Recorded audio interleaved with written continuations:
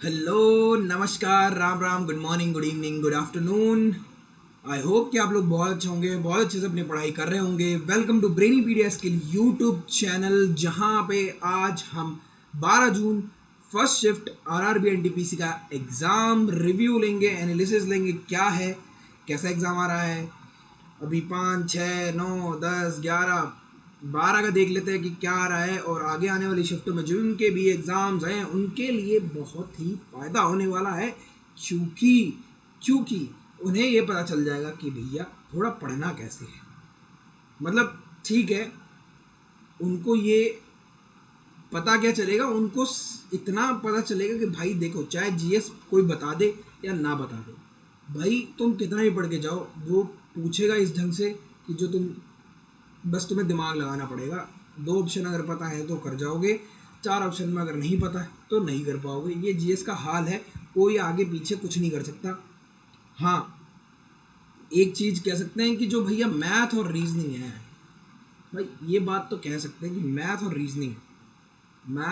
And reasoning जो है वो प्रीवियस ईयर ही आ रही है। जिसने टेक्नीशियन वाला जो एग्ज़ाम दिया हो, एएलपी दिया हो, या फिर जेई दिया हो, या फिर आरपीएफ का दिया हो, उन मैं तुम्हें यही बोलूँगा कि ये जो एग्ज़ाम है, इनकी रीजनिंग तुम जाके देख लो, इनकी मैथ्स तुम जाके देख लो, तुम्हें पता चल जाएगा कि पेपर कैसा है। सीरियसली बता रहा हूँ, आज की फर्स्ट शिफ्ट में बच्चों ने यही बताया कि सर वहाँ से उठ के आए। ठीक है, तो चलो, जिसका तुम्हें सब बेसब्री से इंतज़ार है कि भैया हमें वो बता दीजिए, जीएस के सवाल बता दीजिए, तो भैया हम पहले ही बता देते हैं जीएस के सवाल क्या है। ठीक है, पूना पैक्ट पूछा है भाई। पूना पैक्ट गांधी जी की जगह पर किसने हस्ताक्षर किया था पूना पैक्ट में? तो भैया गांधी जी के जगह पे Gandhi signature was replaced by Madan Mohan Malviya. ठीक है, पंडित मदन मोहन मालवीय जी ने ही गांधी जी के जो हस्ताक्षर, मतलब गांधी जी की जगह पर हस्ताक्षर किया था। ठीक है, पंडित जी थे, माने मदन मोहन मालवीय जी। ठीक है भाई। और अगर ये बोला जाए पूना पैक्ट, भाई दूसरी तरफ से कौन थे भैया? दूसरी तरफ से डॉक्टर भीमराव अंबेडकर। भीमराव अंबेडकर जी थे। ठीक है, बी आर अम्बेडकर कौन थे भैया? कौन थे बताओ? ड्राफ्टिंग कॉन्स्टिट्यूशन, जो ड्राफ्टिंग कॉन्स्टिट्यूशन, उनके हेड भीमराव अंबेडकर थे हमारे, ड्राफ्टिंग कमेटी के हेड। ठीक है बेटा, मजा आया? और क्वेश्चन भाई क्या बच्चे ने भेजा है, देखते हैं। अच्छा, क्वेश्चन तीर अंदाजी से देखो, कल भी आया था, परसों आया था। ठीक है, आर्चरी वर्ल्ड कप चल रहा है। ठीक है, 2025 में ब्रॉन्ज जो मेडल है, ऑप्शन दिए थे, उसमें पूछा था कौन किसने ब्रॉन्ज मेडल जीता है। ठीक है, और ये तुम्हें पता है आर्चरी कहाँ हुआ है? शंघाई में हुआ है, चाइना में ये वर्ल्ड कप हुआ है। ठीक है, जिसमें कुल पदक जो 7 थे, जिसमें 2 गोल्ड है, 2 गोल्ड है, 1 सिल्वर है, और 4 जो है वो ब्रॉन्ज है। ठीक है, इसमें आंसर जो दिया हुआ था वो था दीपिका कुमारी।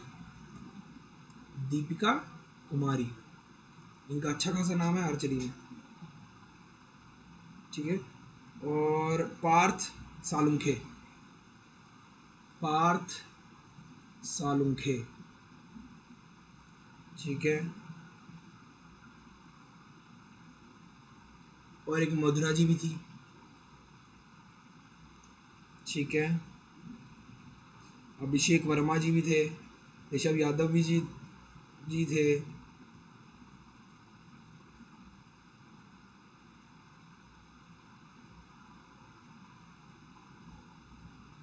ये मधुरा जो थी इसका क्वेश्चन आ चुका है ऑलरेडी परसों, ये इन्होंने गोल्ड जीता था, गोल्ड। ठीक है, चलो भैया और क्वेश्चन देखते हैं। और क्वेश्चन क्या बोलता है भाई, क्वेश्चन भेजा है, दक्षिण पश्चिम और उत्तर पूर्वी मानसून से कहाँ वर्षा सबसे ज़्यादा होती है। ठीक है, तो यार एक बात बताओ, जो आपका south west south west monsoon से क्वेश्चन था भाई। साउथ वेस्ट मानसून जब आता है, ठीक है, और नॉर्थ ईस्ट मानसून से सबसे ज़्यादा वर्षा कहाँ होती है, नॉर्थ ईस्ट मानसून से, दोनों से पूछा है। ठीक है, तो सबसे ज़्यादा वर्षा जो होती है ना, वो भाई पश्चिमी तट पे, मतलब वेस्ट कोस्ट पे सबसे ज़्यादा क्या होती है, बारिश होती है। ठीक है, और जैसे केरला का मालाबार तट, मालाबार कोस्ट, ठीक है, पश्चिमी घाट, पूर्वोत्तर भारत, मतलब इसमें सबसे ज़्यादा बारिश होती है। ठीक है, अब क्वेश्चन आया था बेटा कि अरुणाचल प्रदेश से अरुणाचल प्रदेश से हिमालय कौन से डायरेक्शन में, डायरेक्शन पूछो, तो आपको पता ही है भाई, अरुणाचल प्रदेश से उत्तर पूर्व की ओर होगी ना।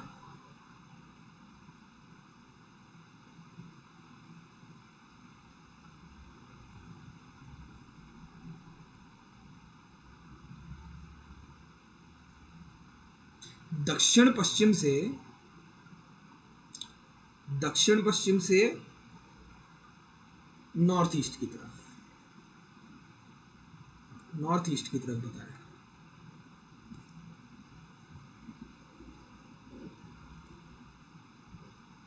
ठीक है, इनमें से कौन सा वर्षा वृष्टि क्षेत्र में आता है, रेन शेडो रीजन पूछा है भाई, ऑप्शन दिए होंगे। ठीक है, जैसे महाराष्ट्र का विदर्भ क्षेत्र, ठीक है, रेन शेडो रीजन के बाद पूछा है कौन सा आता है, rain shadow region, Maharashtra, Andhra प्रदेश,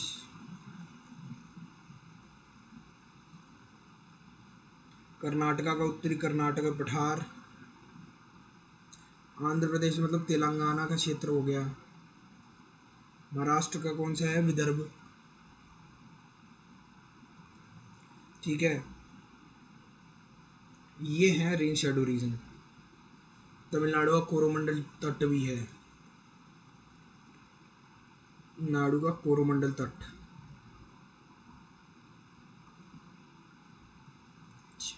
ओ यहाँ पे तो दिख ही नहीं रहा होगा, सॉरी सॉरी बेटा। हाँ, कोई नहीं, ये तो पता है, आंध्र प्रदेश, ये तमिलनाडु, ये कोरोमंडल है ना, कोरोमंडल कोस्ट। ठीक है बेटा,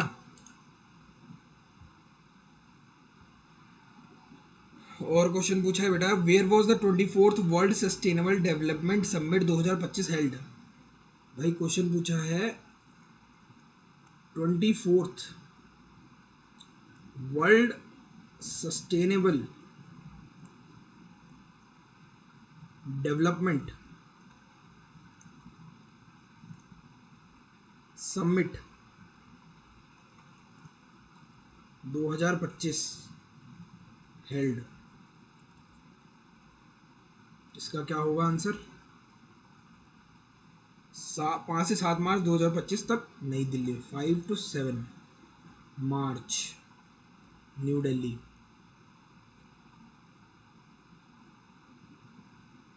न्यू दिल्ली में, ठीक है।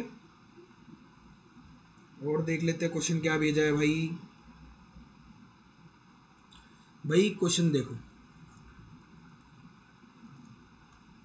2.5 दिन का झोपड़ा, झोपड़ा किस काल वंश में, किस वंश में, किस वंश के काल में बना था। तो 2.5 दिन का झोपड़ा मस्जिद का निर्माण दिल्ली सल्तनत के गुलाम वंश के दौरान हुआ था। मतलब भाई ये बनवाया था कुतुबुद्दीन ऐबक ने, कुतुबुद्दीन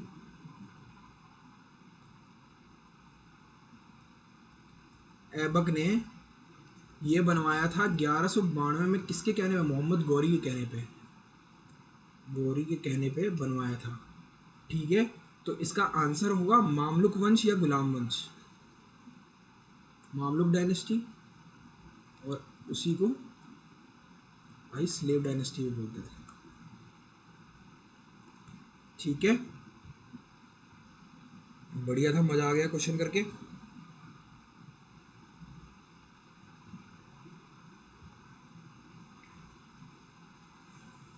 अब देखो क्वेश्चन है कोऑपरेशन, कोऑपरेशन ये थोड़ा सा hard question. Cooperation is related to which governor general.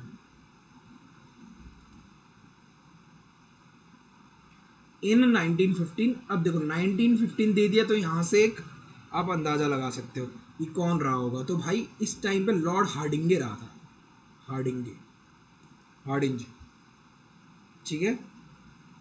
1916 तक भाई साहब रहे थे, ठीक है भाई। तो यहां से क्वेश्चन आप फंसा सकते थे इसको।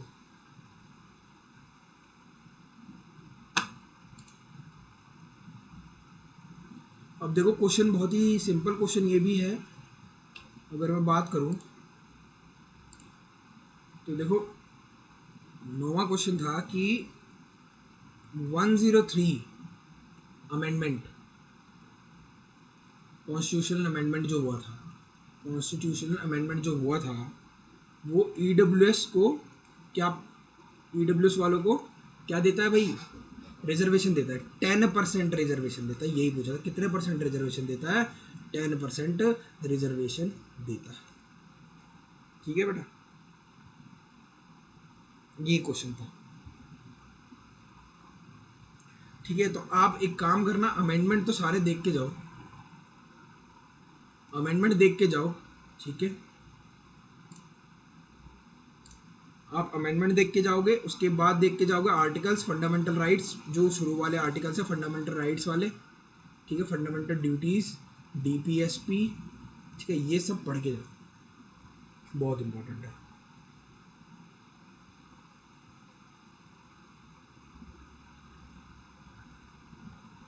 ठीक है बेटा। और क्वेश्चन देख लेते हैं क्या दिया है भाई।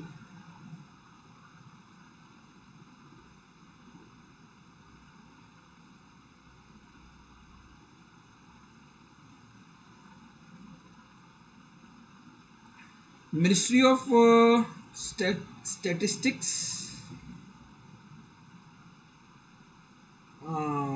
उसमें उपभोक्ता मूल्य सूचकांक, सांख्यिकी और कार्यक्रम कार्यान्वयन में मंत्रालय द्वारा उपभोक्ता मूल्य सूचकांक और औद्योगिक उत्पादन सूचकांक कितने समय पर जारी होता है? तो भाई ये क्वेश्चन किसी को जो इकोनॉमिक्स वाला होगा उसको पता होगा, ठीक है। मतलब जो सांख्यिकी और कार्यक्रम कार्यान्वयन मंत्रालय जो है, ministry of statistics and programme, ठीक है, एमओएस यही दे रखा है, ये मिनिस्ट्री है। ये क्या जारी करती है भाई? ये कंज्यूमर प्राइस इंडेक्स जारी करती है एंड औद्योगिक उत्पादन सूचकांक, इंडस्ट्रियल इंडेक्स ऑफ प्रोडक्शन, ठीक है, आईआईपी सूचकांक जारी करती है। कितने समय पर जारी करती है? तो भैया मतलब हर महीने की 12 तारीख को मंथली 12:30 बजे, वो सॉरी 5:30 बजे जारी करती है।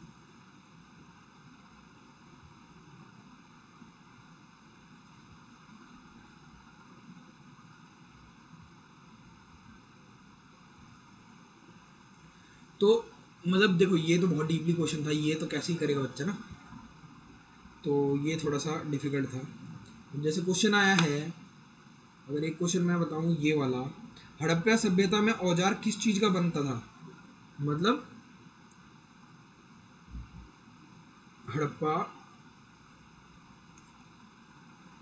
सभ्यता में, हड़प्पा सिविलाइजेशन में जो हथियार थे, ठीक है, वो औजार तो किसका बनता था भाई? तांबे का और टीन का, टिन एंड कॉपर का, ठीक है।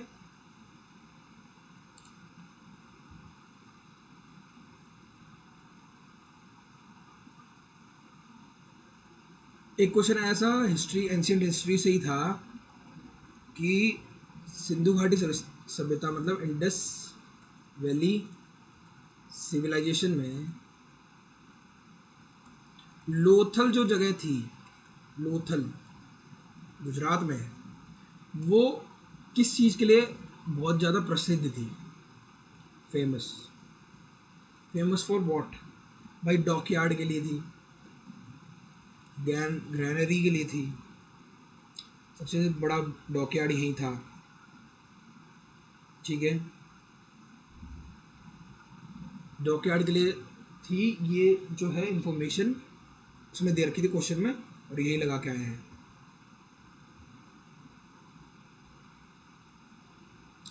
फिर क्वेश्चन देखो कंप्यूटर से आया है, what is the function, what is the function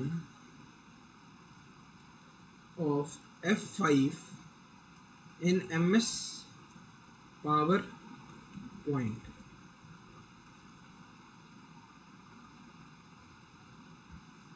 ठीक है,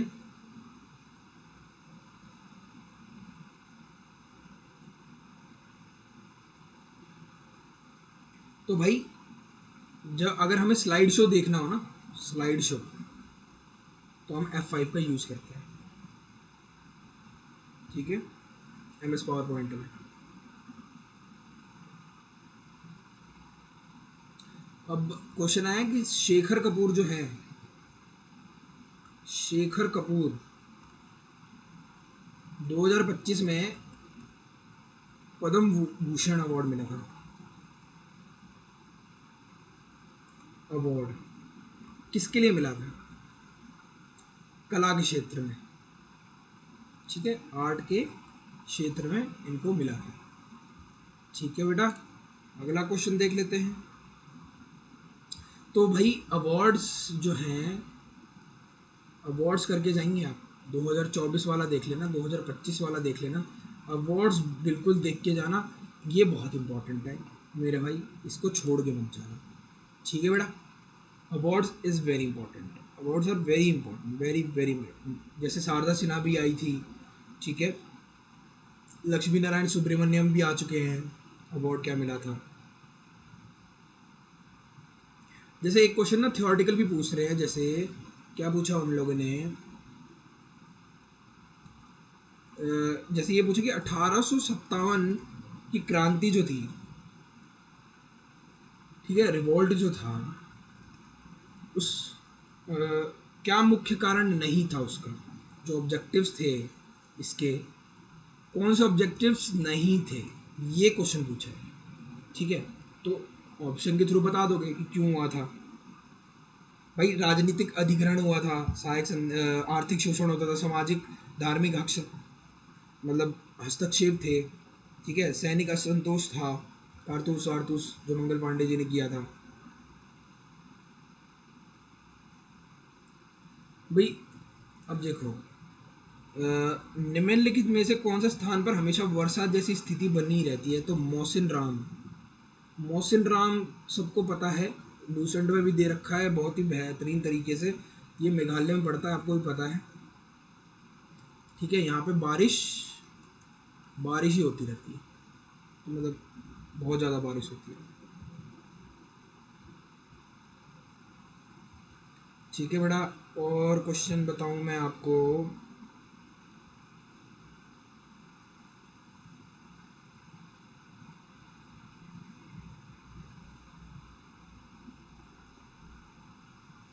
राज्य व्यवस्था का यह स्तर पर के जो,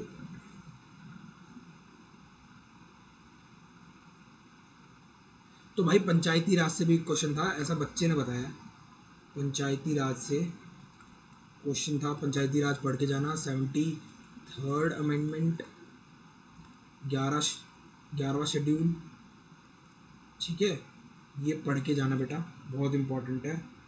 और म्यूनसिपल वाला भी पढ़ के चले जाना, जो 74th अमेंडमेंट है, 12th शेड्यूल। फिर उसके बाद जो है, अगर मैं क्वेश्चन बताऊं तुम्हें, तो क्वेश्चन आया है कि ग्लोबल हंगर इंडेक्स में भारत की स्थिति क्या है। ग्लोबल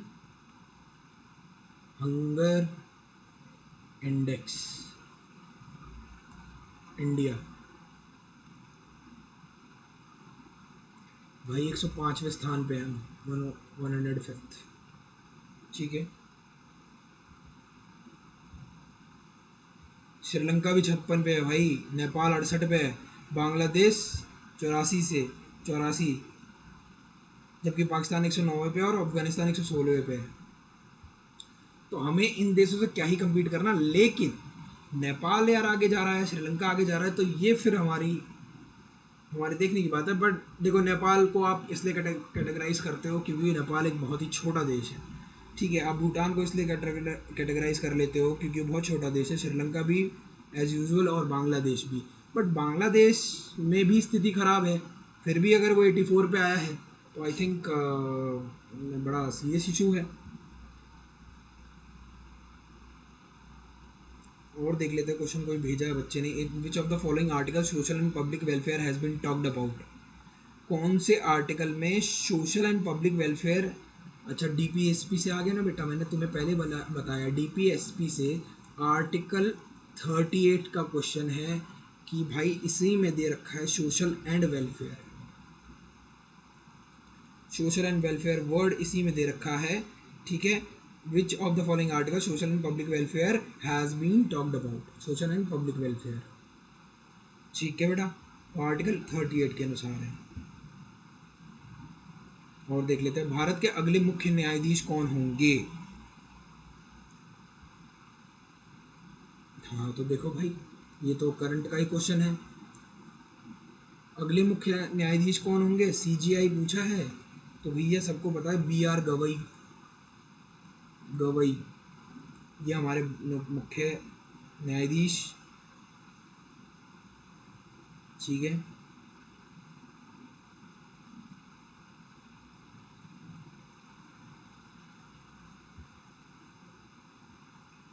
दक्षिण भारत की सबसे ऊंची चोटी अनईमुड़ी किन 3 पर्वत श्रृंखलाओं के मध्य स्थित है। अनईमुड़ी किन 3, ये कहाँ है वैसे, केरला में। और 3 श्रृंखला पूछी है, इलायची कार्डमम पहाड़ियाँ, ठीक है, अन्नामलाई पहाड़ियाँ और पालनी पहाड़ियाँ, ठीक है। कार्डमम, अन्नामलाई और आपका पालनी, 3 माउंटेन से घिरा हुआ है ये, ठीक है बेटा, ये क्वेश्चन पूछा था।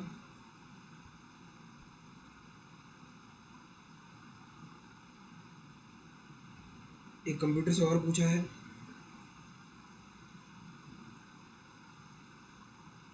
क्वेश्चन पूछा है, बता देता हूँ मैं।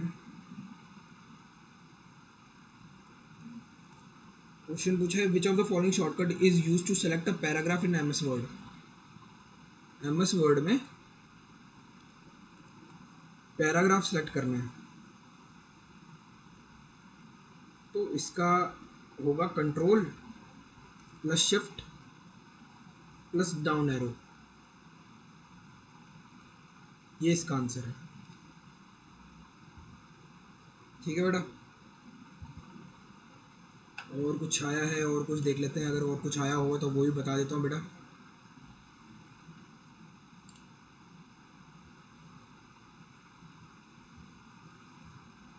और तो ऐसा कुछ दिख नहीं रहा बेटे। भारत और रूस का संयुक्त नौसेना अभ्यास इंद्र 2025 भी आया है भाई, इंद्र 2025, ठीक है।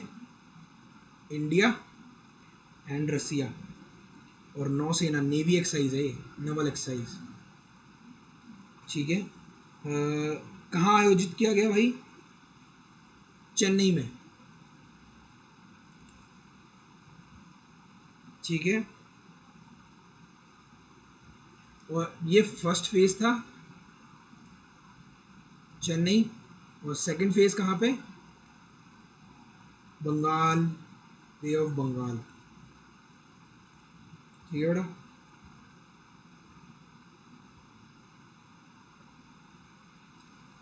क्लाइमेट चेंज परफॉर्मेंस इंडेक्स भी आया है भाई, ये देख लो, climate change performance index 2025, current से ही पूछ लिया भाई, ठीक है। भारत की रैंकिंग क्या है इसमें? इंडिया जो है वो कौन से नंबर पे है बेटा? 10th। ये क्वेश्चन भी पूछा है, और कोई देख लेता हूँ।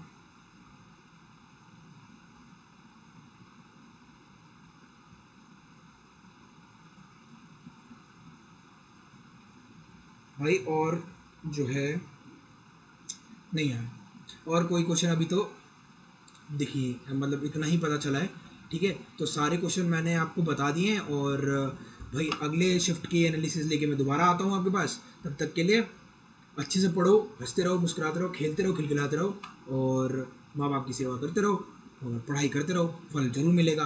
तब तक के लिए जय हिंद, जय भारत।